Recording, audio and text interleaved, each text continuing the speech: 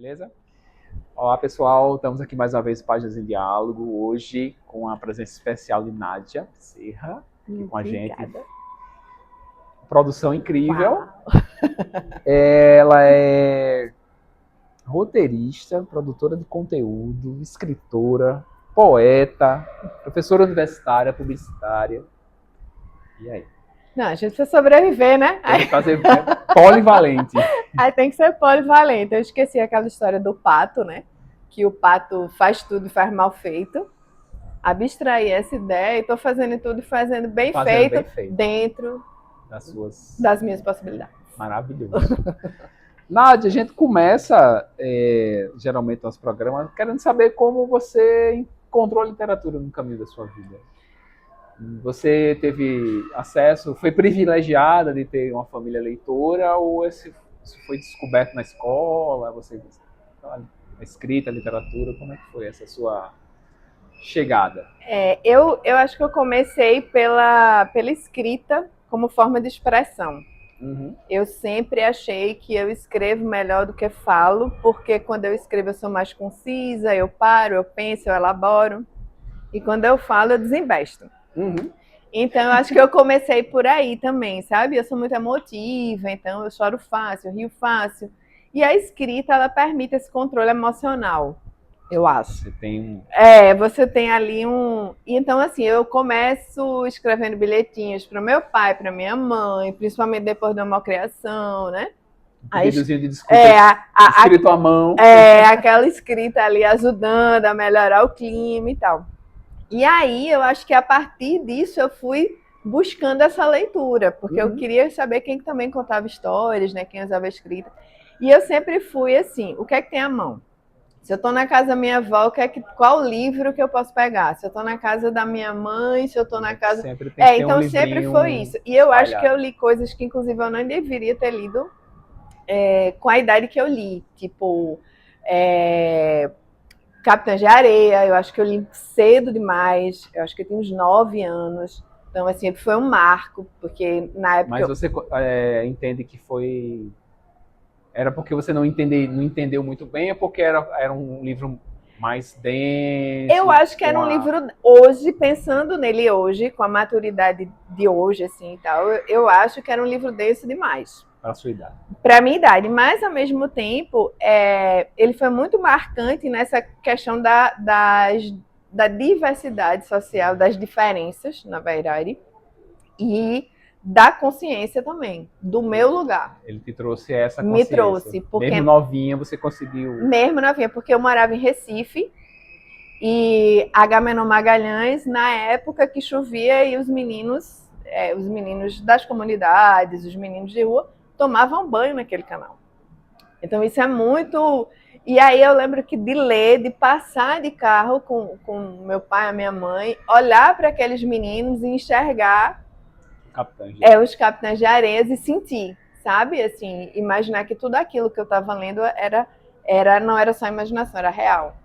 E assim com outros livros também. Então, assim, eu chegava onde tinha livro, eu ia lendo. Não importava. Não importava. Então eu li... Tinha que ter um livrinho para você. Chegava, pegava, lia, e aí depois eu fui escolhendo também, fui buscando essa leitura, né? Não só estava ali passivo, o que é que tem para eu ler. Agora eu sou dona da minha escolha. Agora eu vou escolher.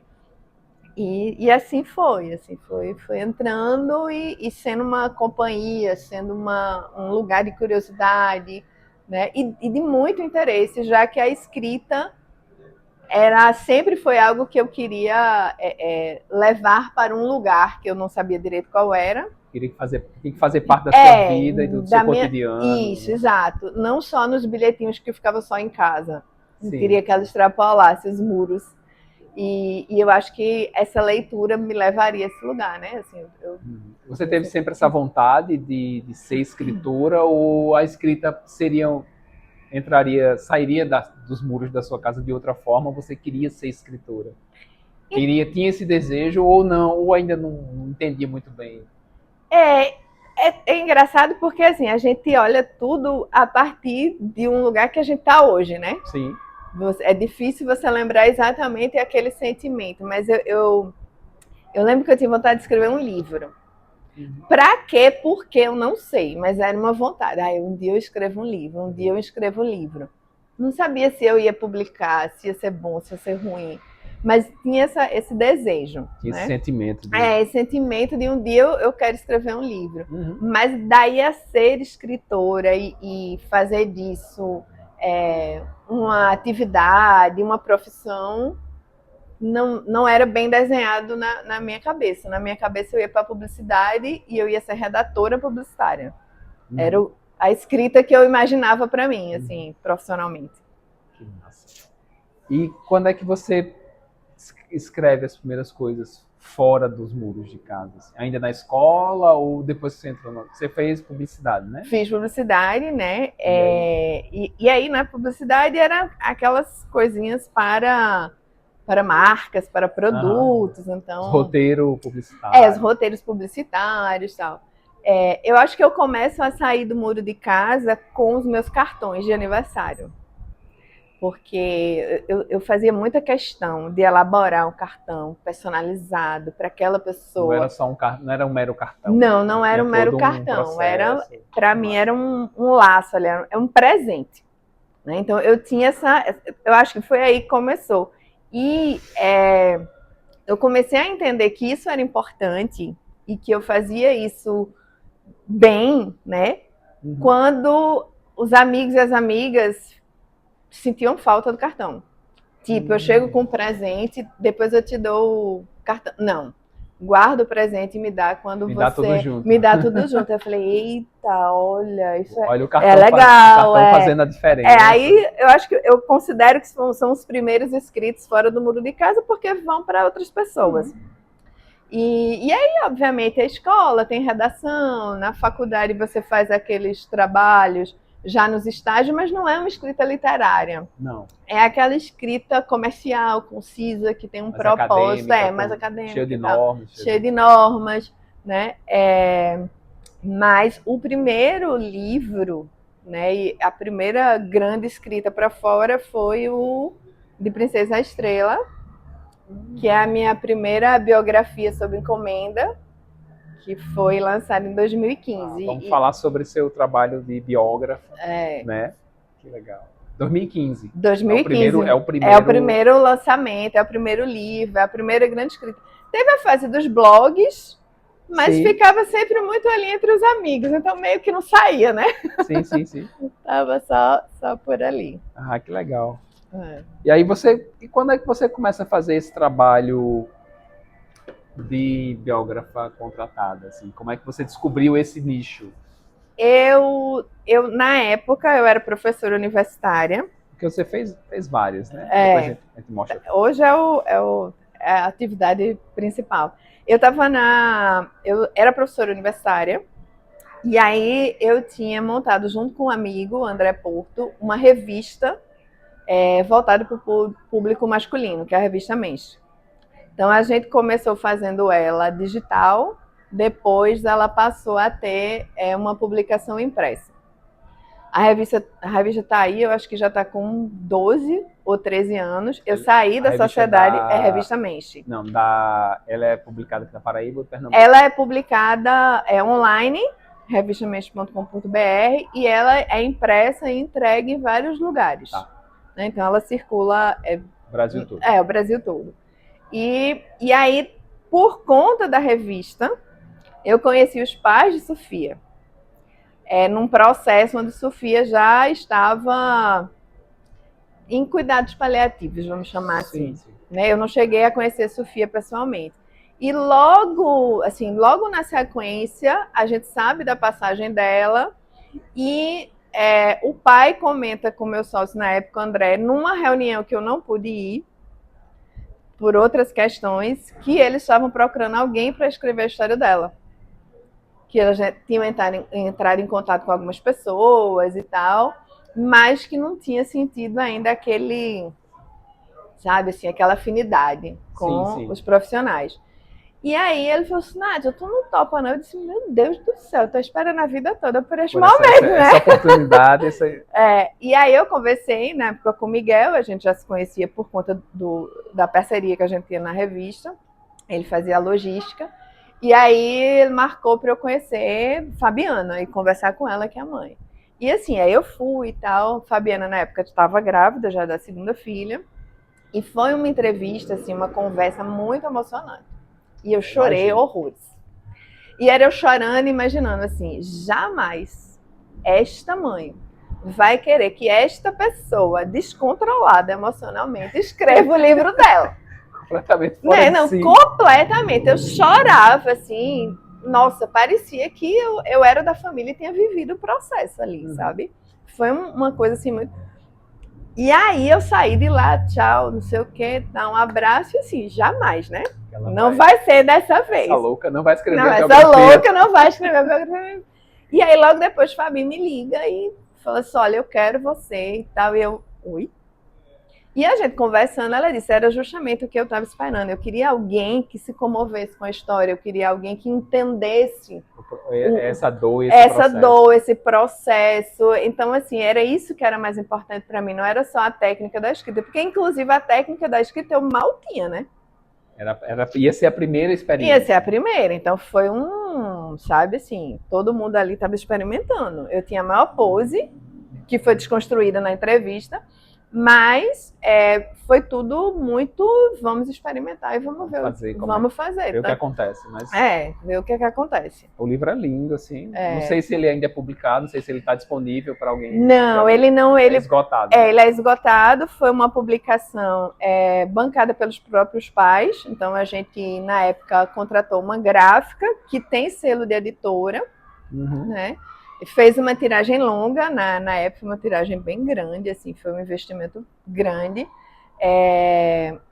E, na verdade, eles tiveram um custo só da impressão, né? Porque acabou que, assim, eu não me vi ali fazendo um trabalho, então eu não me vi cobrando. Eu tinha um emprego, então também isso não era uma questão, não ia fazer muita diferença.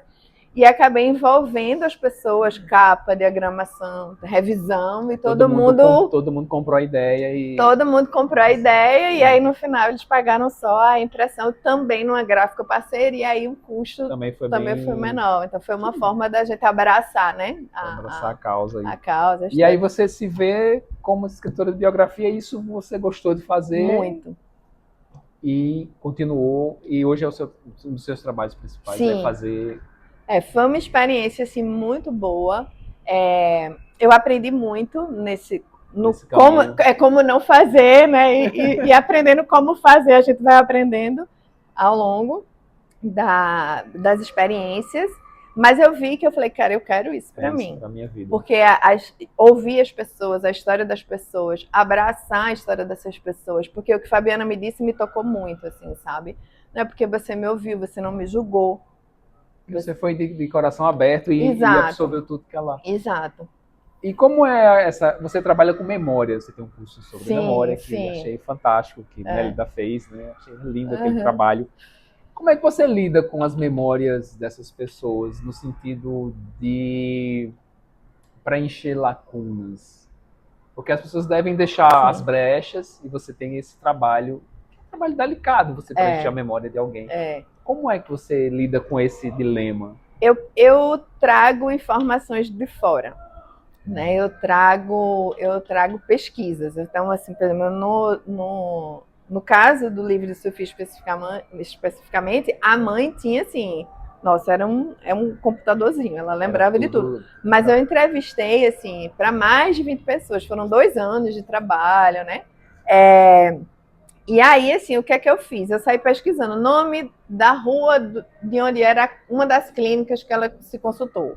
Aí eu descobri que aquela rua podia fazer conexão com algum elemento da história, né?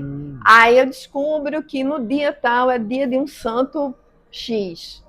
Então eu vou construindo, assim, vou encorpando a história com pesquisas, né? Aí é um trabalho... Assim, você faz realmente... que a biografia não deixa de ser um trabalho de pesquisa sobre o biografado, sobre a biografia. Tento entender em que contexto aquela vivência aconteceu, para poder ter esses elementos, porque é isso, assim. E claro, provoco, né? Então eu fico provocando ali, puxando mais um detalhes, pouco, né, para ver se sai mais alguma coisa. Porque uma coisa interessante na memória também é que assim, a gente tá aqui e fala, não lembro disso. Aí você fala, eu só lembro desta parte. A partir daquele momento, parece que a sua memória faz assim. Aí daqui a pouco volta. Aí você, eita, lembrei que também teve isso. Lembrei. Aí ela começa a vir, né? Exato. Então tem esse trabalho também de provocar para fazer essa memória ganhar força e emergir, né? Vir lá dos arquivos. Exato, vir lá dos arquivos. Então são vários encontros, várias conversas, né? Daí vai saindo. Esse é um trabalho bonito. Aí você fez. Essa aqui é a mais nova. A mais recente é essa aqui. Tá. Expedição Vida. As aventuras de um trilheiro profissional. Isso. Roberto, ele tem uma agência de aventura, né, ecoturismo, lá em Recife. Inclusive, foi com ele que eu comecei a fazer minhas trilhas, faço até hoje. Então, assim, nos tornamos amigos. Foi onde eu conheci o meu marido também. E aí ele tinha esse sonho, né? De fazer isso. O sonho dele era aos 50. Fazer a biografia. A gente lançou depois dos 60.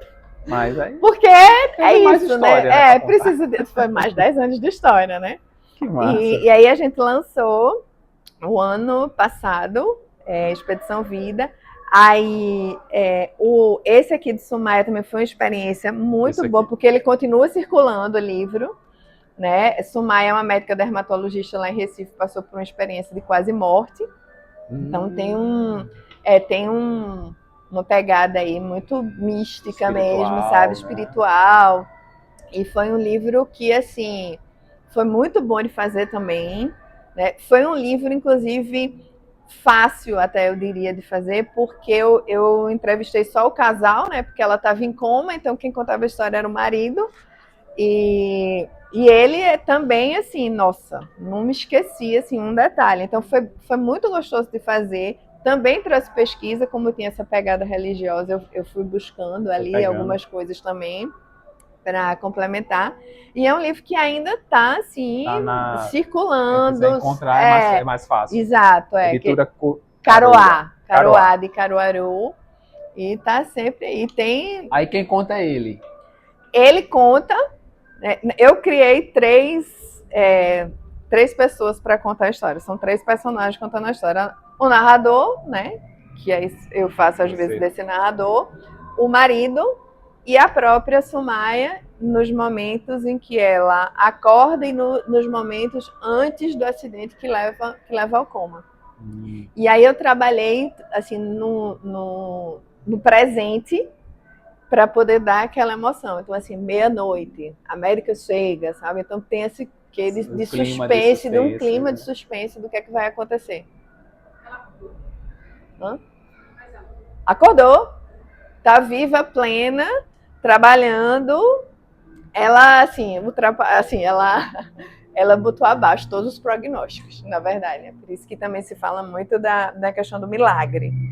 Porque foi um acidente no nível do acidente de Schumacher, da Fórmula 1. Sim. A questão da batida. O cérebro dela fez Sacolejou. Numa queda, fazendo uma atividade física. Uma queda simples. Banalíssima. Pra você ver como a vida é um sopro, né? A gente faz questão de tanta coisa. Exatamente. Aí leva um tropeço. Acabou. Pronto. Todas as suas mazelas acabaram. Acabaram ali. Ah, que lindo.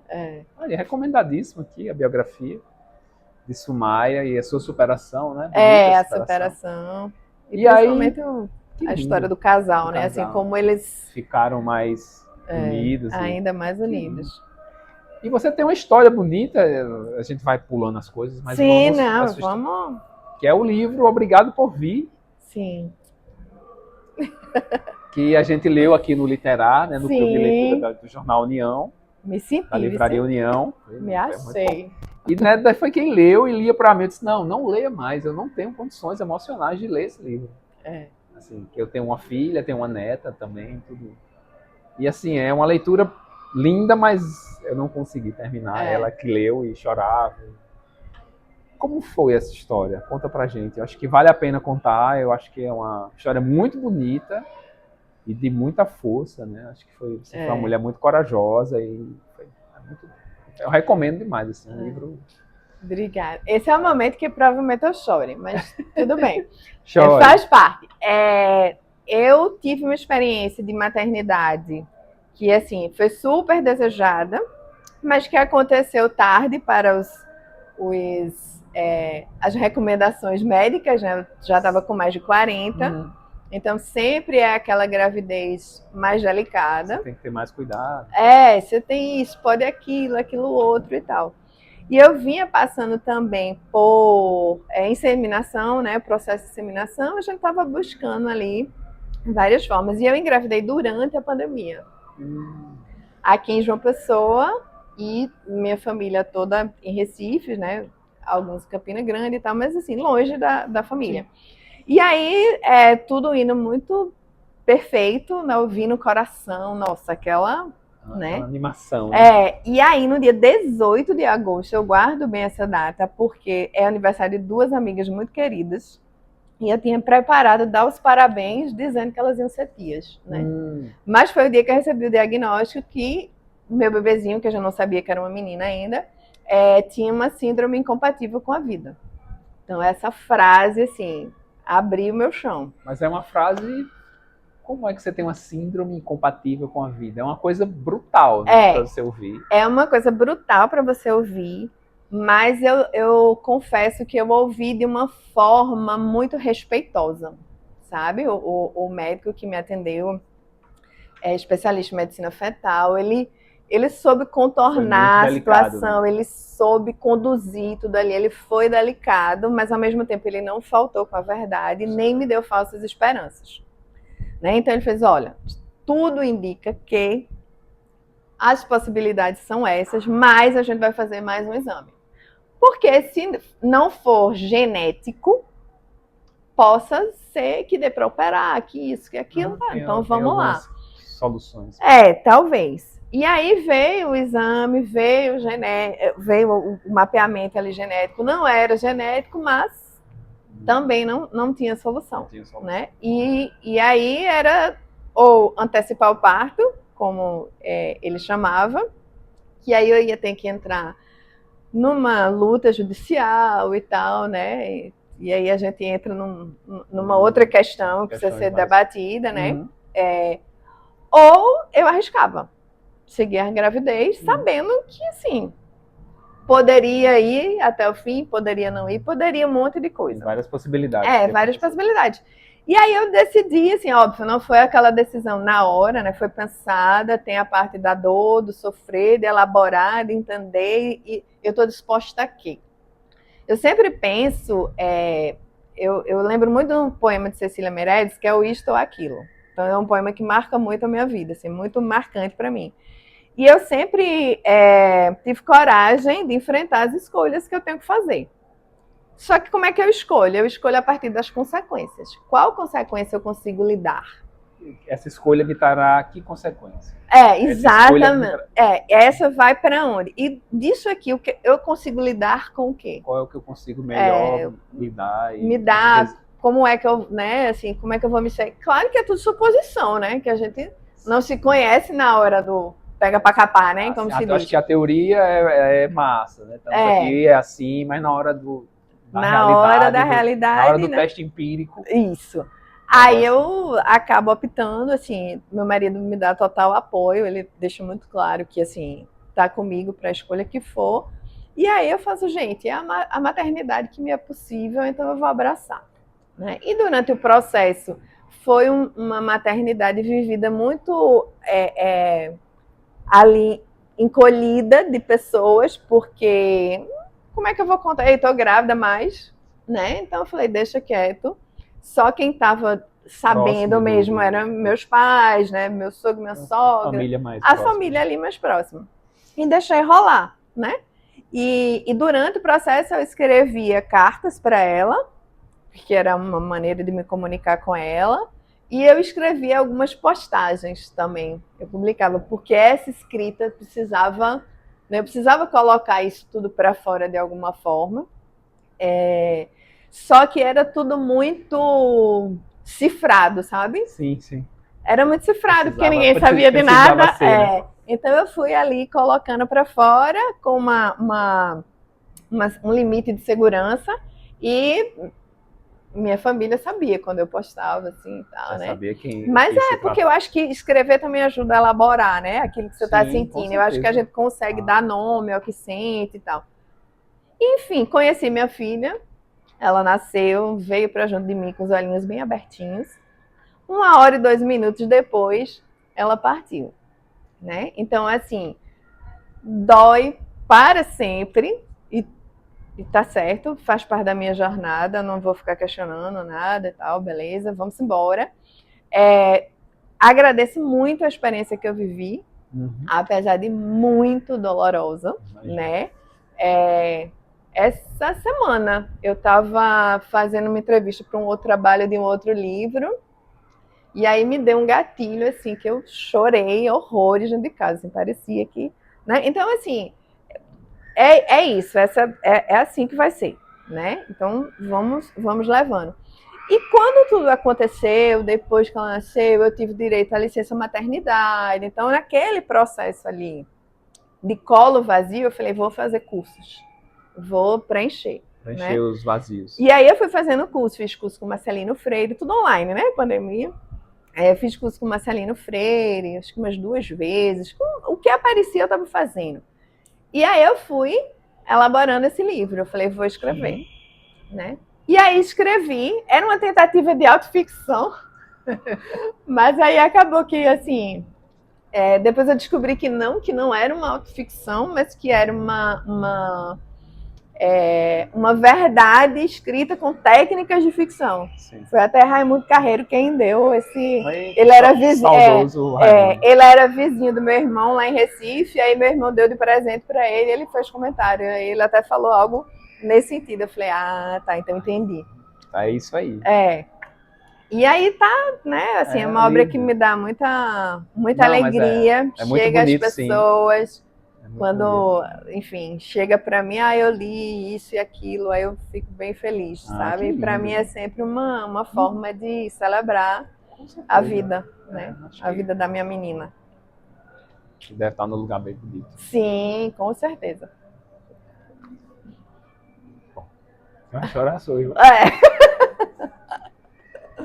Então, a gente vamos falar então um pouco das suas coletâneas. Você participa de vários coletâneas, do Clube do Conto. Sim, Clube do Conto, isso aí com Valesca, com o André Ricardo, com Beto, com todo mundo. A carteirinha do clube é muito importante. É verdade. Se não tiver lá, tá aqui. Esse aqui é uma acho que foi a última que essa saiu, é a mais né? recente, é dos 20 anos. Dos 20 anos foi a do primeira, clube. né, que eu participei.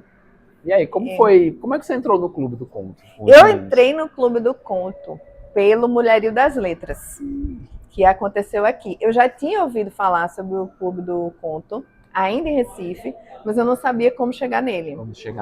E aí, no Mulherio das Letras, houve todo um movimento em busca de pessoas, alguns perfis que eu seguia, dizia, olha, quem quiser participar, venha, tal. Eu falei, eu vou, agora, é minha hora, né? E aí saí me oferecendo, e aí veio Ana Lia e veio Clarissa, na época, já eram do clube. Sim. E a gente acabou se aproximando muito. Ela, vamos para o clube, tu devia entrar no clube. Eu, sim, devia. Não, acho que não é hora não, né? Não fiz nem charme. Eu disse, vamos. Aí eu lembro que eu entrei no clube pela festa de final de ano. Porque já tinham acabado as reuniões, tinha só a festa com fraternização e lá fui eu, né? Foi na hora boa. Então, já cheguei no meio da festa. Em janeiro eu participei da primeira reunião e desde então, assim, tem sido uma experiência incrível, sabe? Assim, de escrita, de vida, porque é muita gente diferente, histórias diferentes, na vida, na literatura, né? Eles são muito, eu gosto muito deles, que eles são muito acolhedores. Sim, né? sim, muito. A experiência que a gente tem com os meninos lá, com o André, com o João Matias, com o Beto, com a Débora, assim, acho muito... Quem esteve aqui também com a gente foi aqui no Literar, né? Foi o Egberto. Sim, né? Egberto é um querido. O também teve. Então são sempre muito, muito queridos, assim, acho maravilhoso. Valéria Rezende, que a gente também entrevistou. que é uma Aí figuraça. ela abre as portas da casa dela, né? A gente foi lá e sentou e conversou. Foi maravilhoso. Muito bom. E qual foi a primeira antologia que tu participou? Aqui. A primeira, as duas primeiras que foram na mesma época foram essas duas aqui, Provérbios da Lama e Conto Brasil. Esse foi antes dos... Foi antes de tudo. Foi as primeiras experiências. Eu estava em João Pessoa já, eu já morava aqui, então assim, eu acho que de Princesa Estrela, inclusive, não, eu estava morando em Recife ainda, mas eu já estava em vias. Tá vindo pra cá. E aí esses dois eu estava aqui, surgiu não sei de onde, chegou para mim em alguma rede social, eu falei, eu vou tentar. Vou participar. Vou participar, né? Porque é isso, a gente precisa dar a cara a tapa, se quiser. Se você não botar pra fora... Aí eu escrevi um conto aqui, ele foi baseado na história de um grande amigo do meu pai, que inclusive partiu esse ano. E aí eu fiz uma espécie de poema aí, que até uma amiga minha me provocou assim, ela falou assim, tuas histórias são sempre com final feliz, faz uma coisa assim mais cheia de ódio e rancor, sabe? Pelo título, enfisema. Aí eu começo detonando essa questão de desmatamento e tal, né? Porque tinha que ser lá dentro da temática. Foi uma experiência de que eu tava treinando aí ritmo e tal. Enfim. Achei da hora. Vou tentar ler, senão você lê. Fumante passiva do S? Sim, te disse. Feito quem fuma? Pior, inocente. O que deu neles? Não se importam. Sabem que mata? Não acreditam. Na fumaça, em quem diz que mata. Vão morrer? Vai. É o que diz os exames?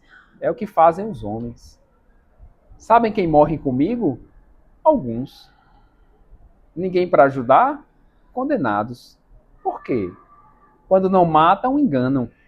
Não é justo, nem há justiça. Por ser cega, por enxergar o que quer. Tem remédio para a justiça? Para mim? Amargo, não importa. Não depende de você. Por quê? Alguém tem que dar. Você não pode? Só eles. Os que matam? Vou morrer passivamente? Vai ter luta. Luto? Também. Luto? Lute. Como? Clima. Resolve? Não muito. Por quê? Já disse, não acreditam. E a existência? Sabe-se lá. O senhor doutor, nada valho? Como não? Entre medíocres, só mediocridade. Vou morrer? Vai, já disse. Tá difícil respirar? Eu sei. Sou o pulmão do mundo. Não acredito. Tá aqui nessa coletânea. Lindo. Bacana, Gostou? né? Muito... Foi uns experimentos, né? Que eu sou enxerida, inclusive. Eu acho legal quem experimenta. Assim, fórmulas prontas, não, pra mim, não tem graça. Tá aqui essa coletânea. Saiu em 2020. Acho que foi. Acho que é 2020. 2020. Pela Stalin. Tá aqui, a coletânea bonitinha, com esse poema tão sincero. Aí eu fui, assim, ia aparecendo, que legal. Vamos lá, né? Esse foi de contos também. Aí tinha que ter alguma coisa bem brasileira, bem folclórica, né? Que legal. Esse também saiu em 2020. Você falou que era na mesma 2020 época, também, né? Acho que 2020. Pela Trevo, editora Trevo. Aqui, um pontinho. Aí teve outras online, que era e-book, né? Você participava e era um e-book. Recebi o e-book. Aí teve esse aqui, Casa Encantada, que inclusive foi organizada por André Ricardo, lá do clube. Pela Ribação. Pela Ribação. Aí Contos Fantásticos Paraibanos. Que legal, eu não tinha visto essa edição da Ribação.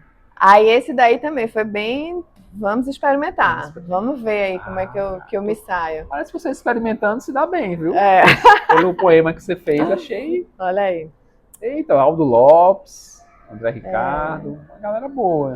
Antônio Mariano, Arturo Gouveia, Bárbara Tavares. Olha que coisa bacana. Eu disse que eu sou xerida. Tô no meio. O Bruno Ribeiro tá aqui também. Tem uma galera. Deixa eu ver quem eu conheço mais aqui. Cristina Moura, Gilberto Vidal, João Matias. Maria Valéria Rezende, Marília Arnaud, Nadeja, Reinaldo Fernandes, Roberto Menezes, só Tiago Germano. Cada um com 2 contos. Vânia Veras, que legal, muito bacana. Pela Ribaçã, do nosso amigo Linaldo Guedes. Isso. Quem tiver interesse, não sei se ainda tem, deve ter ainda, né, na Ribaçã. Eu acredito que sim. Eu acredito que sim. Fiquei super interessado, vou atrás. Isso não está na minha prateleira e tem que É. estar. É recente, 2023. É recente. Né? Lindo livro.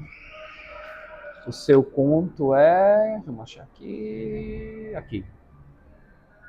A verdade tem pernas longas. Sim. E confeiteiro. E quem quiser descobrir aqui as experimentações, né? Acho que você se dá muito bem. Aqui, da Ribaçã. E aqui é com o concurso literário Luísa Tereza. Rio na Ponta da Língua. A gente lançou aqui, através da Jennifer. Foi, exatamente. Jennifer Trajano. Veio também esse convite, assim, de participar da seleção, né? Era um concurso. Uhum. Aí vamos lá de novo. Experimentar, né? O máximo que é aquela história do não, você já tem não participando, né? Aí vamos. Aí você foi contos dessa vez também. Também tá contos. E aí foi assim, um trabalho que eu achei muito bonito, muito cuidadoso, sabe? Em todo o processo mesmo, as selecionadas e depois trabalhar o texto, né? Assim, as revisões eu achei também assim bem carinhosa, sabe? Né? Eu acho que foi uma experiência bem bonita. A gente é bem cuidadosa com isso, é bem delicada com. Eu gosto muito do trabalho dela. E é um texto meio assombroso, né? Assombros de outros tempos. Sim. É pesadinho também. É aquela história, né? Tô no clube do conto, aí eu vou conhecendo, cada um com seu gênero, eu digo, eita, deixa eu ver se esse negócio é bom pra mim. É um conto muito curtinho, que legal. E esse conto foi do clube do conto, assim, foi no processo.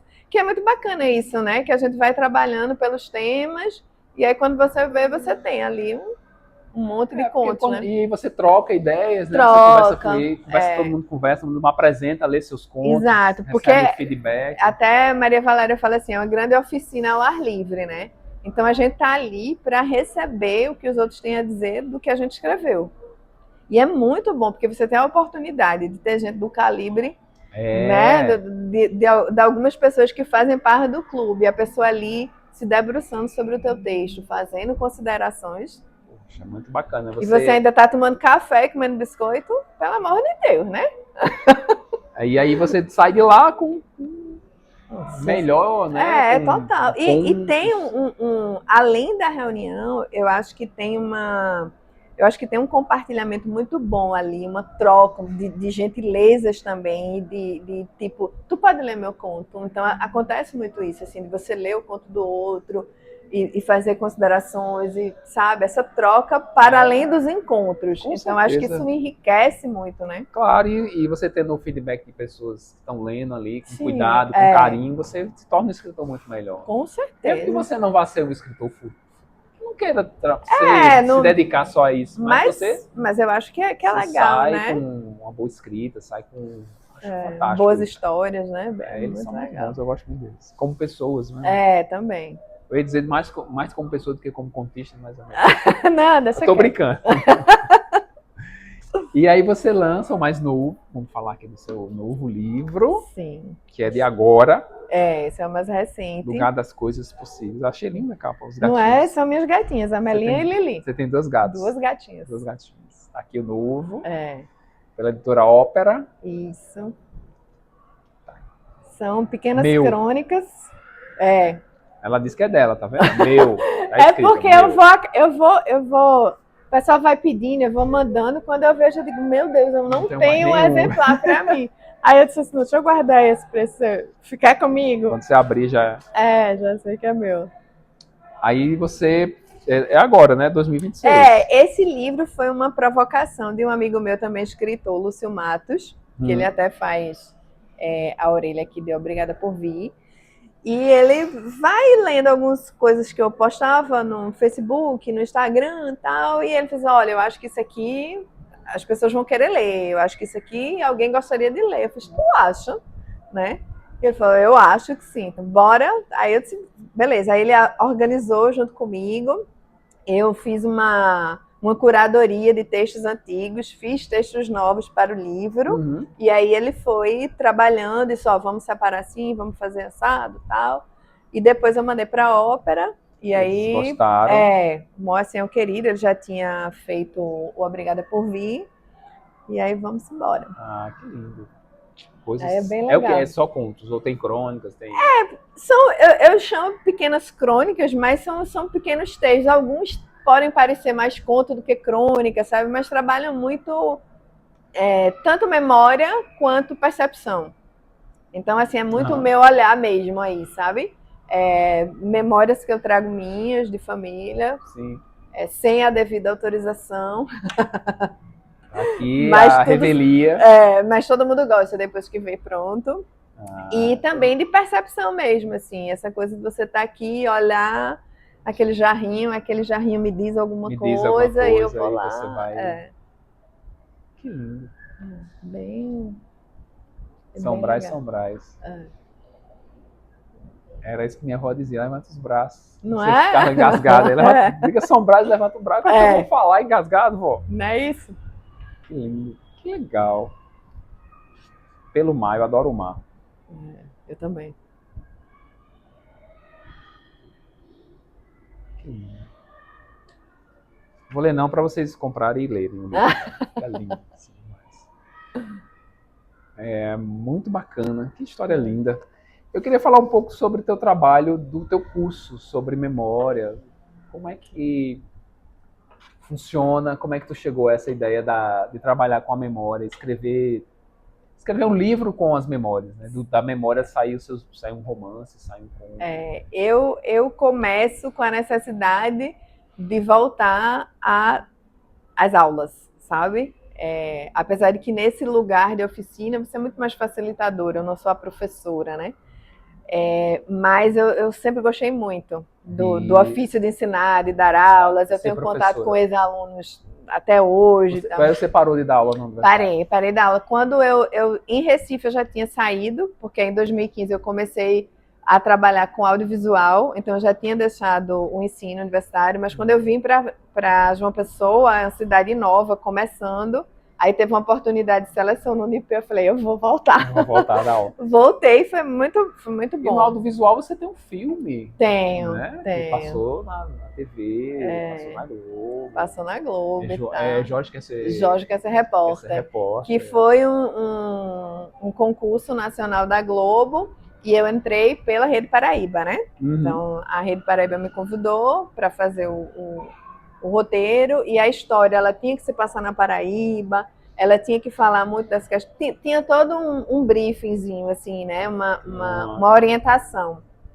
E aí eu mandei, né? Na época a gente foi aprovado no primeiro momento, porque foram várias etapas, né? Assim, ansiedade. Manda o roteiro, aí manda isso, manda aquilo. E aí a gente teve uma parceria de uma produtora, né, lá de Recife.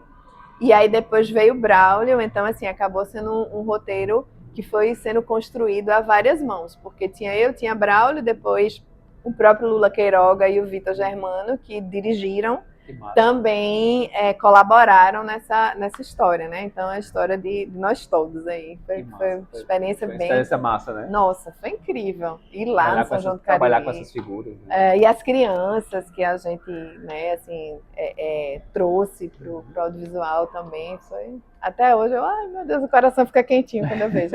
Às vezes eu abro o Globoplay só para olhar. Só para dar uma olhada. Vão no Globoplay e assistam. Gente, por favor. Jorge quer ser repórter. Tá linda a história. É maravilhoso. E aí você voltou a ser professora no... Sim, aí eu tava com essa vontade de trabalhar com oficinas e tal. E eu falei, bom, o que é que eu sei fazer, né? O que é que eu posso oferecer nessas oficinas que eu tenho bastante segurança, que eu tenha algo para mostrar que eu já fiz, não ser só aquela teoria, né? Uhum. Falei, bom, memórias. São os livros biográficos, eu cheguei a fazer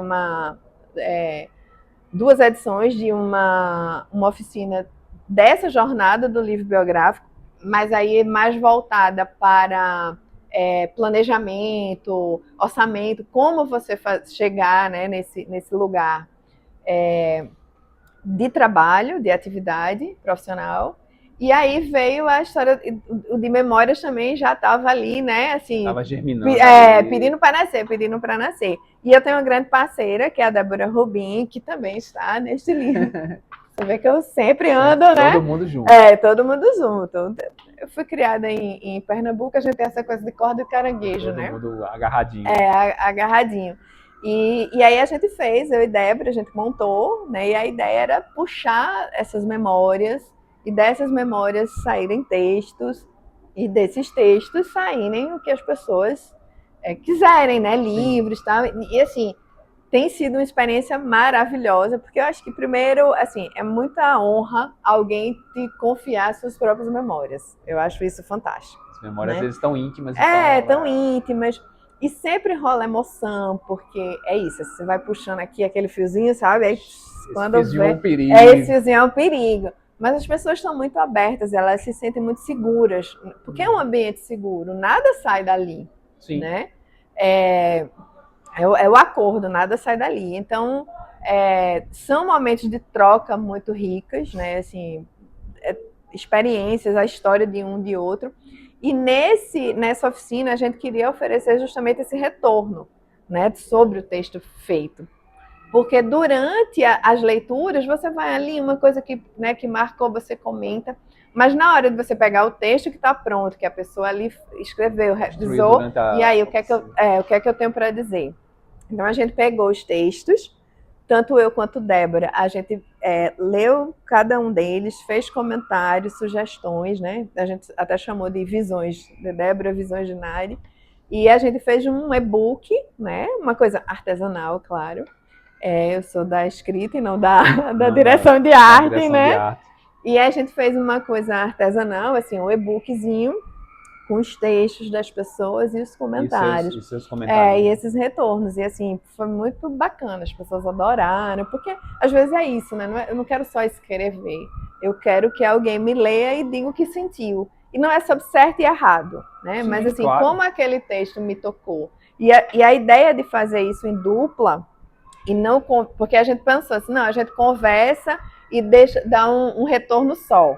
Aí ele falou, não, bom é que são duas pessoas, já são dois retornos. São duas visões diferentes. Duas visões diferentes. Sua bagagem é uma, dela é outra. Exatamente. E aí, o impacto é... E aí a gente, assim, tem sido uma experiência muito bacana, as pessoas têm gostado. Falam, olha, cadê o 2? Cadê o 2? E aí a gente está trabalhando nisso, a gente pensa em fazer alguma coisa com cartas também. A escrita de cartas, porque... Assim, eu tô com 51, então escrever cartas e receber cartas é muito desse meu tempo fez parte da nossa infância, adolescência e tal, né? E eu acho que a gente precisa desacelerar, né? Verdade. E o WhatsApp tem deixado a gente muito nervoso. Então, você precisa de pausa. Precisa de pausa. E a carta tem isso, né? Você escrever, esperar chegar. Aí tudo bem que a gente pode fazer por e-mail, né? Mas... Não, tem que mandar pelo correio. Tem que mandar pelo correio. Esperar a carta chegar pelo correio. Seria legal, né? Total. Eu super... A dica para o seu curso de cartas é manda pelo correio. Você vai escrever uma carta para mim e vai mandar pelo correio. Já imaginou chegar uma carta? Nossa. Você sempre abre ali a caixinha, né? Na expectativa. Infelizmente, na minha só chega a conta, né?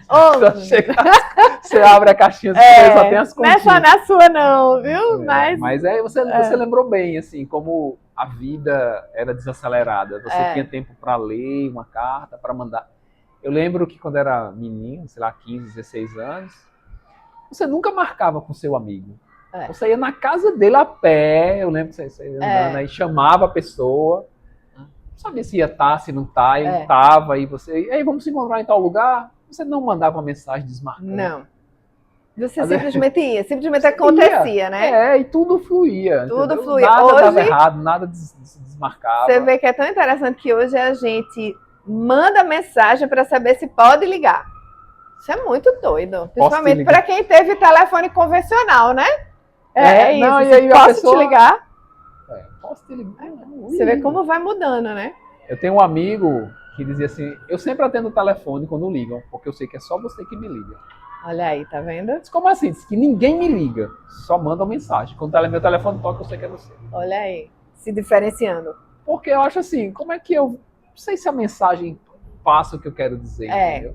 Geralmente não, né? A frase não tem entonação, a palavra, você manda uma mensagem, a pessoa interpreta de uma forma. Exato. Aí, liga, pô. Liga, e aí? Tudo bem? Bom dia. Pode falar.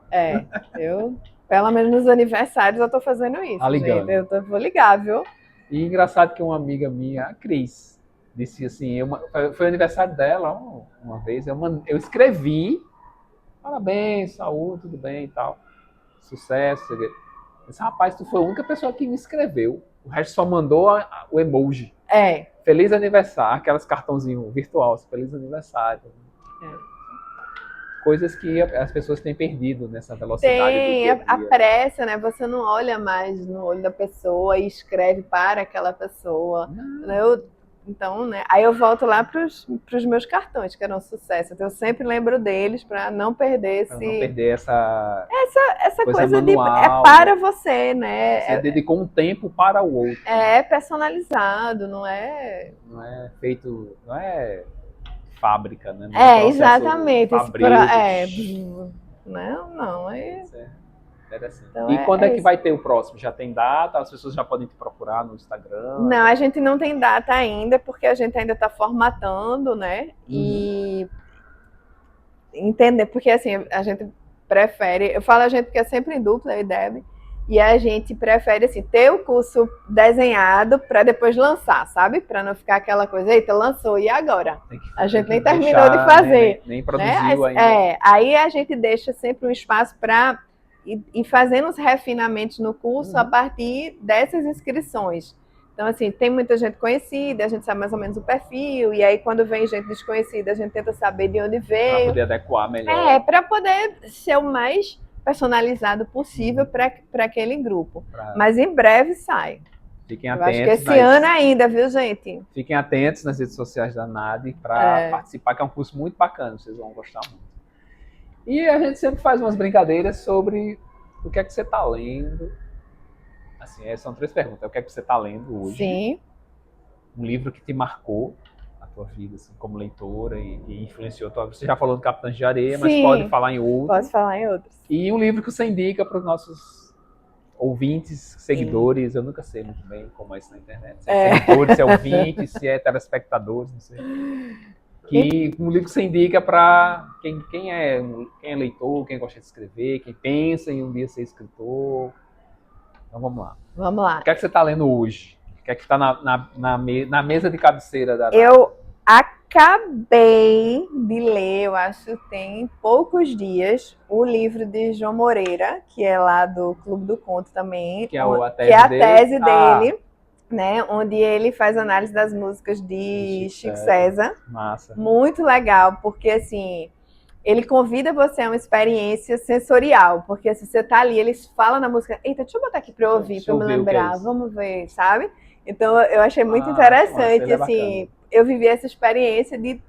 E aí outra pessoa também falou assim, eu também, eu fui lendo e querendo ouvir, né? Então acabou sendo aquela leitura mais demorada. Mais interativa, né? Porque foi também bem interativa. Então, assim, foi essa... Fechei a leitura com o John, e aí vou começar a retomar, e vou procurar o próximo. Eu vou dar um furo. Sim. Ele vai estar no Literar em setembro. Olha aí. Esse livro, que é a tese dele. Então, aguardem. John já me cobrou, então já está... Registrado, pronto. Aqui no Literar, e a gente vai também bater um papo com ele aqui. Maravilha, vai ser muito bom. Não vou perder, inclusive. E aí, o livro que me marcou é engraçado, porque assim, eu não consigo pensar um livro, uma música, um filme. Eu acho que é muito do momento, sabe? Sim. Naquele momento ali. Mas eu estava conversando essa semana sobre Olhar e os Lírios do Campo, de Érico Veríssimo, que foi um dos livros que eu li, assim, muito novinha, que eu senti uma emoção muito grande. Eu tenho esta memória de não entender direito por que as coisas se deram da maneira que deram e de sentir acho que uma tristeza, talvez, não sei. Mas eu li muito novinha também. Era um livro que eu acho que eu peguei na casa da minha avó. acho que minha tia estava lendo, eu peguei para ler numas férias aí em Campina Grande e li. Mas eu não lembrava a história. Eu lembrava do sentimento, mas eu não... Anos e anos eu falei, meu Deus do céu, eu quero ler de novo, porque eu não lembro a história. Mas deixou uma marca que você não conseguia identificar na época. Exato, eu não lembro, porque eu tenho isso também. Eu guardar nome, guardar data, eu sou horrorosa para isso. Então eu guardo o que eu senti. Eu guardo como aquilo me tocou. E aí eu estou desenvolvendo um roteiro para uma minissérie agora, e traz muito essa coisa da literatura, porque é uma escritora e tal. E o nome de um dos personagens eu coloquei Érico por conta desse livro. E lá em determinado momento, a gente está no desenvolvimento dos personagens, eu estou fazendo isso em parceria com uma outra roteirista, e tinha lá, qual livro marcou a vida da personagem? Aí veio olhar os Lírios do Campo, porque estava muito recente essa memória desse sentimento. Eu falei, não vou botar não, porque isso é meu, não é da personagem, eu não sou a personagem. Aí a outra roteirista foi e botou, olha, os Lírios do Campo. Eu falei, meu Deus. Foi uma conjunção. Então é um livro que eu quero ler novamente para mergulhar e entender como é que eu vou ler esse livro hoje aos 51, sabe? Quase 40 anos depois, sabe? Então, assim, eu acho que me marcou, porque a partir do momento que ele me veio, é porque tá marcada, né? E a gente, o Proust, que trabalha no Tempo Perdido, que é a memória involuntária, assim, foi mais ou menos isso. Você estava assim, de repente chegou essa memória. Exato. E tem que respeitar, né, as memórias quando elas chegam. Porque, né, se ela chegou, tem uma razão de ser. E aí, para dizer assim, que livro ler para quem está começando a escrever, ou que livro quem está começando a ler, aqueles leitores iniciantes que querem ler, que querem ter uma experiência como a sua, marcante. Olha os Lírios do Campo. Vai, né? Leia aí, olhar os Lírios do Campo e ver o que é que você acha. Mas eu acho que assim, eu acho que a pessoa que está meio perdida, né, falando por onde eu começo e tal, assim, tem vários livros técnicos, mas eu acho que não seria a minha indicação. Assim, eu acho que começa lendo um gênero que te interessa, ou crônica, ou conto, sabe? Ou, não, eu quero romance, mas assim, o que é que você sente, assim, que você tá, sabe? Eu acho que é mais do que a indicação de livro, assim, leia livro tal, porque você está começando e ele é bom, não sei. Talvez ler o que você tenha vontade, o que você te chama a atenção. O que você chama a atenção, assim, vai pelo gênero, sabe? Porque, mas assim, para não fugir da pergunta também ser tão, né? Ficar saindo pela tangente, eu tenho um livro, e aí talvez eu esteja legislando em causa própria, como se diz, mas o Voo da Guará Vermelha, de Maria Valéria, fazer essa menção a ela, eu acho que é um livro muito rico de como o ordinário, quando bem escrito, se torna extraordinário, sabe? Eu acho que é um livro que fala de coisas muito simples, de coisas que a gente não vê do dia a dia, dessa invisibilidade daquelas pessoas, daqueles personagens, daquele mundo que a gente, na verdade, busca se afastar, né? E é de uma delicadeza e de uma simplicidade, e ao mesmo tempo é tão complexo, né? Assim, os personagens, que eu acho que é uma aula, sabe? Mas é aquela aula, assim, muito gostosa. Eu acho que é aquela aula que vai entrar por osmose, sabe? Assim, você nem precisa se preocupar, porque você vai ler e aquilo vai ficar em você. Então, vai te marcar, assim, talvez que... É um livro que assim, eu li e tal, depois de um tempo meu marido ficou lendo, e eu falei, tu ainda não terminasse? Ele, tô com pena. Tô com saudade, já tô ficando com saudade e tal. Vou ficar órfão depois e tal. Então, vamos cravar aí o Voo da Guará Vermelha. A gente conversou com ela também. E ela falou muito desse livro, da construção dos personagens, do porquê dos personagens. Então, acho que é uma boa indicação. É uma boa indicação, né? Justifiquei bem, não foi? Foi bem. Tá. Foi bem. Acho que vale a pena a leitura. Valéria Rezende. Né? Pode falar palavrão, não se preocupe. Ótimo. Nadi, muito obrigado pela sua participação. Assim, foi um papo emocionante, na verdade, né? Assim, foi muito bonito saber da sua história e de tanta coisa que você faz, do audiovisual, ao oficina, livro, poesia, biografias encomendadas ou não. Então, assim, muito obrigado. Assim, acho que foi super bacana. Acho que o pessoal do Páginas em Diálogo vai adorar. Sigam Nadi nas redes sociais e fiquem de olho no curso dela sobre memória, que é muito bacana. Vocês vão se surpreender. Então, Nadi, obrigado mais uma vez. Eu que agradeço Foi a muito você, bom. Anélia. Que delícia estar aqui, que momento rico, muito bom, muito obrigada. E assim, parabéns, né? Obrigado. Porque o que vocês estão fazendo, né? E da forma que se faz, né? Que é com amor e entrega, né? Principalmente amor e entrega, porque, né? E eu acho que é isso, assim, essa dar esse espaço também e estimular, né, a leitura. A gente precisa estimular a leitura. É verdade. Não só para quem quer ser escritor, mas para todo mundo. Eu acho que é muito O acesso muito à leitura importante. e o acesso ao livro é bem importante. Inclusive, é o que você falou agora, né? Que essa sociedade veloz, e você não tem tempo para nada, você não tem tempo para olhar o outro. Então, acho que a leitura te faz parar um pouco. Sim. Porque a leitura precisa de tempo. Então, você parar, respirar e ler e entender que o mundo mercadológico não é o único mundo que se tem. Exatamente. Você precisa ter sucesso aos 10 anos de idade, não é necessário. Você de pode jeito ter sucesso, nenhum. ou não precisa nem do que é sucesso. Né? O que é sucesso? Eu costumo dizer muito assim, que hoje eu vivo o que eu sempre sonhei, assim, num determinado momento que eu falei, eu quero viver da escrita. Então é isso, tudo que eu faço, que paga minhas contas, gira pela escrita. Ainda não é no montante que eu preciso. Então fiquem de olho nos cursos, compro os livros e tal. Mas é uma realização muito grande. Então, assim, tenho sucesso? Tenho. Financeiro? Sim. Não. Mas financeiro é sucesso? Nem sempre. Nem sempre. Então, tô só... pode crer. Só na vibe. Viver de livros é muito bom. Né? Então, sim. Viva do livro, viva o livro, não se livre do livro, porque senão você não vai ficar livre. Exatamente.